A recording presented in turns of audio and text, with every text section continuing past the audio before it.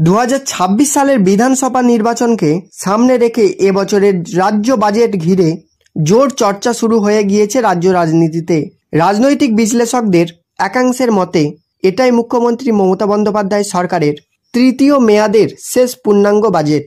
ফলে এই বাজেট হয়ে উঠেছে ভোটপূর্ব মুড সেটার। প্রশ্ন উঠছে, কি তবে ভোটমুখী বাজেট? বাজেট পেশের আগেই বিধানসভা চত্বরে শুরু হয়ে গিয়েছে চাপান উত্তর। সরকারি মহল এবং শাসক তৃণমূল কংগ্রেসের একাংশের ধারণা সরাসরি কোনো বড় ধরনের আর্থিক ছাড় বা ভোটার বন্ধু ঘোষণা এই বাজেটে নাও হতে পারে, বরং ভবিষ্যতে সরকারের আর্থিক রূপরেখা তুলে ধরেই জনমনে বার্তা দিয়ে চাইছেন মুখ্যমন্ত্রী। তবে রাজনীতির অন্তর্মহলে কান পাতলা শোনা যাচ্ছে ভিন্ন সুর। বিরোধীরা বলছেন ভোটের কথা মাথায় রেখেই কিছু চমকপ্রদ ঘোষণা রাখতে পারে রাজ্য সরকার। রাজ্য বাজেট ঘিরে কর্মসংস্থান, ছোট ও মাঝারি ব্যবসায় প্রণোদনা, শিল্পায়ন, শিক্ষা ব্যবস্থা, স্বাস্থ্য পরিকাঠামো ও সরকারি কর্মীদের মহার্ঘ ভাতার বিষয়ে নতুন কিছু থাকছে কিনা তা নিয়ে চলেছে নানা জল্পনা।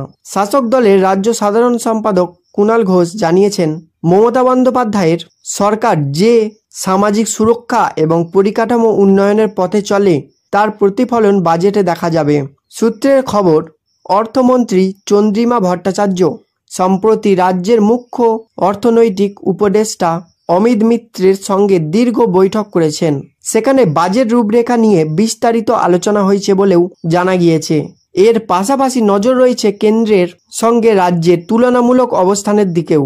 কেন্দ্রীয় বাজেটে আয় করে ছাড়ের যে ব্যবস্থা রাখা হয়েছে তার বিপরীতে রাজ্য কোন পথে হাঁটে তা দেখতে আগ্রহী তৃণমূল নেতৃত্ব। এখন অপেক্ষা বাজেট পেশের। তার প্রতিটি ঘোষণায় থাকবে আগামী ভোটের রাজনৈতিক ছায়া, তা বলাই বাহুল্য।